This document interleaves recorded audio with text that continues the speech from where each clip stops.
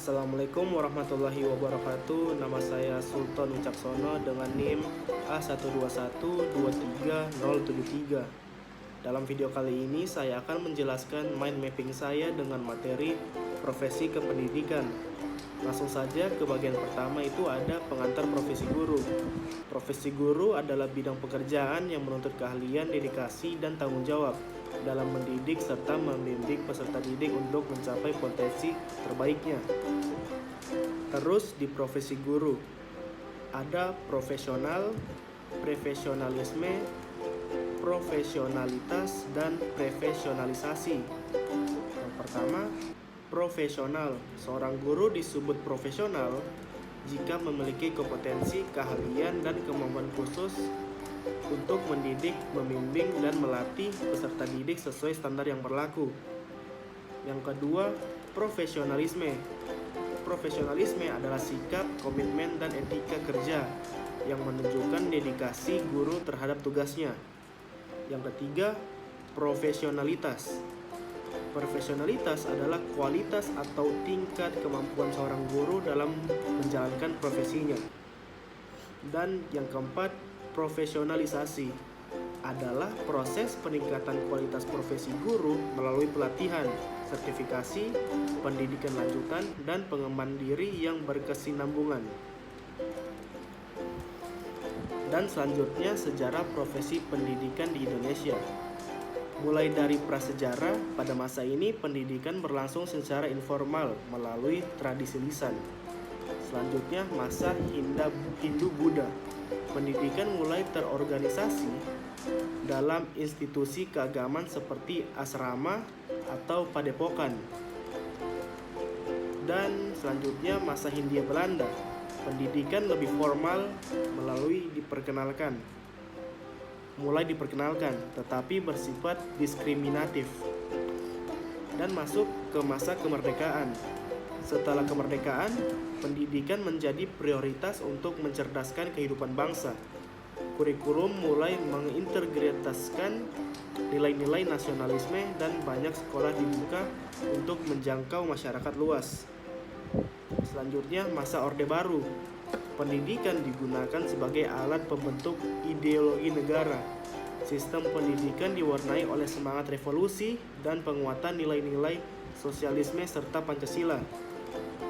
Terus masuk di masa Orde Baru. Pendidikan mengalami sentralisasi dengan penerapan kurikulum nasional. Penekanan pada pembangunan ekonomi membawa perubahan besar, tetapi pendidikan sering diarahkan untuk mendukung stabilitas politik. Selanjutnya, masa reformasi sampai sekarang. Pendidikan mengalami desentralisasi dan dengan pengelolaan yang lebih terbuka di tingkat daerah. Perubahan kurikulum sering terjadi untuk menyesuaikan kebutuhan global seperti kurikulum berbasis kompetensi dan kurikulum 2013 atau kita sebut K13. Selanjutnya kita masuk di komponen-komponen pendidikan. Jadi di komponen-komponen pendidikan itu ada kurikulum, silabus, materi, metode, sarana dan prasarana, evaluasi, peserta didik, pendidik, interaksi edukatif, dan tujuan pendidikan. Baik, selanjutnya bagian B, komponen sistem pendidikan profesional. Yang pertama itu ada kompetensi. Kompetensi adalah kemampuan dasar yang harus dimiliki seorang guru, mencakup aspek pedagogis, profesional, sosial, dan kepribadian. Kedua, keahlian adalah keterampilan khusus dalam mendidik dan mengelola pembelajaran. Yang ketiga adalah sikap dan perbuatan. Sikap meliputi dedikasi, empati, dan integritas yang tercermin dalam tindakan nyata. Yang keempat adalah komunikasi. Kemampuan komunikasi sangat penting dalam membangun hubungan baik serta peserta didik, orang tua, dan rekan kerja. Kelima, selanjutnya perorganisasian. Guru profesional harus mampu mengorganisasi proses pembelajaran, waktu, sumber daya, dan kegiatan pendidikan lainnya. Yang terakhir di bagian B itu ada inisiatif. Guru profesional diharapkan memiliki inisiatif untuk beradaptasi dengan perubahan, mencari solusi kreatif, dan meningkatkan kualitas pembelajaran melalui pengembangan diri serta inovasi dalam pendidikan. Baik, selanjutnya bagian C, model-model pre-service pendidikan guru. Model konkuren. Model ini mengintegrasikan pendidikan akademik dan pelatihan profesi guru secara bersamaan.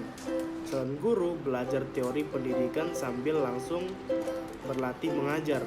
Pendekatan ini menekankan keseimbangan antara teori dan praktik sejak awal masa pendidikan. Sementara itu, model konsekutif, model ini memisahkan pendidikan akademik dan pelatihan profesi.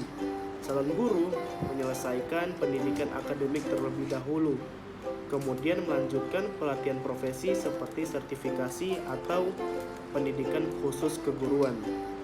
Baik, selanjutnya bagian D, model-model in service pendidikan guru dalam pengembangan menuju guru profesional. Pre-service adalah pendidikan dan pelatihan yang diberikan kepada calon guru sebelum mereka memasuki dunia kerja. In-service adalah pelatihan dan pengembangan yang dilakukan saat guru sudah aktif mengajar untuk meningkatkan kompetensi.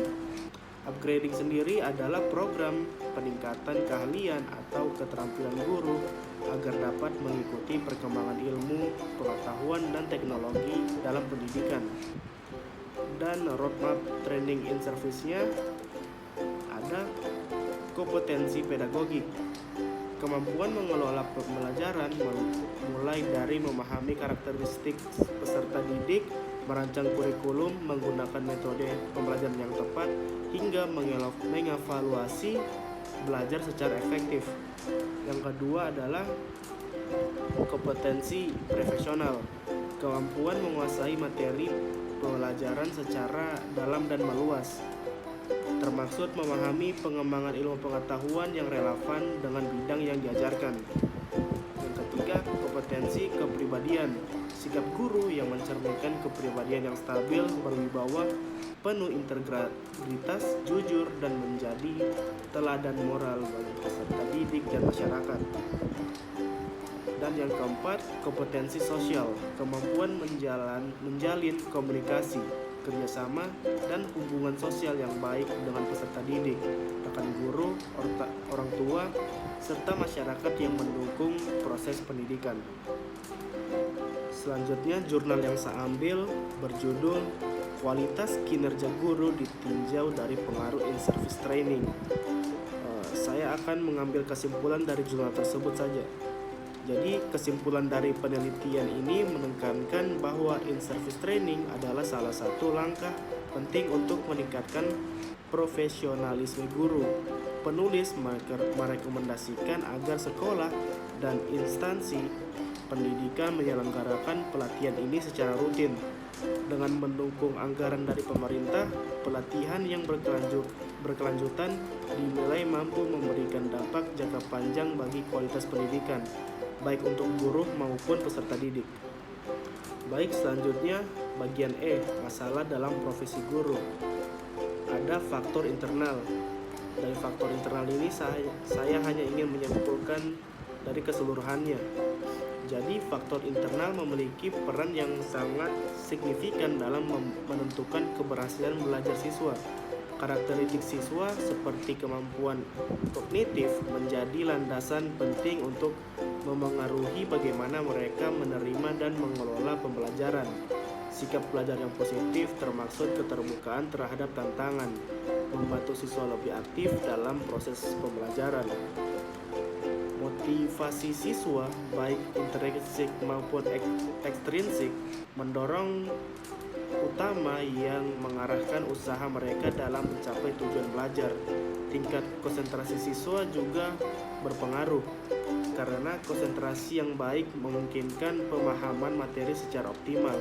Kemampuan siswa dalam mengolah hasil belajar seperti merefleksikan informasi dan mengaplikasikan pengetahuan, memperkuat pemahaman dan meningkatkan hasil belajar. Selain itu, rasa percaya diri berperan dalam membangun keyakinan siswa terhadap kemampuan mereka untuk sukses, untuk yang berdampak positif pada kinerja akademik.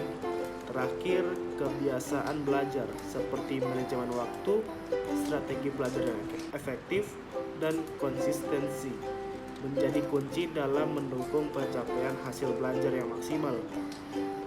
Dengan memperhatikan dan mengembangkan faktor-faktor ini, siswa dapat mencapai potensi terbaik mereka dalam proses belajar. Selanjutnya, masalah dalam profesi guru ada faktor eksternal. Jadi, faktor eksternal memiliki pengaruh penting dalam mendukung keberhasilan belajar siswa. Guru berperan sebagai fasilitator dan motivator utama yang tidak hanya menyampaikan materi tetapi juga membimbing siswa untuk mencapai potensi maksimal mereka. Lingkungan sosial seperti dukungan keluarga, teman, dan masyarakat memberi motivasi tambahan serta menciptakan suasana kondusif untuk belajar. Kurikulum yang relevan dan terstruktur memastikan pembelajaran berjalan sesuai dengan kebutuhan siswa. Selain itu, ketersediaan sarana dan prasarana seperti ruang kelas, laboratorium, dan teknologi pendukung sangat penting dalam menciptakan lingkungan belajar yang efektif dan efisien. Dengan kolaborasi ini dari semua faktor eksternal, siswa dapat memperoleh pengalaman belajar yang lebih berkualitas. Dan selanjutnya bagian terakhir yaitu bagian F, pengembangan profesi guru. Jadi di bagian ini saya membandingkan negara Indonesia dengan negara Swiss. Di bagian Indonesia sendiri, anggaran pendidikannya berdasarkan UUD 1945 pasal 31 ayat 4, pemerintah Indonesia mengalokasikan 20% dari APBN untuk pendidikan. Sementara anggaran pendidikan di negara Swiss mengalokasikan sekitar 5-6% dari produk domestik bruto untuk sektor pendidikan. Sistem pendidikan di Swiss juga mendapatkan pembiayaan yang kuat dari pemerintah federal, pemerintah kanton, serta sektor swasta, terutama untuk program pendidikan vokasi. Untuk sistem pendidikannya di Indonesia, kurikulum nasional saat ini menggunakan kurikulum merdeka yang bertujuan memberikan fleksibilitas kepada guru dan siswa. Sementara di Swiss, sistem pendidikannya di Swiss bersifat desentralistik, di mana setiap kanton memiliki otonomi atau mengelola pendidikan di wilayah masing-masing.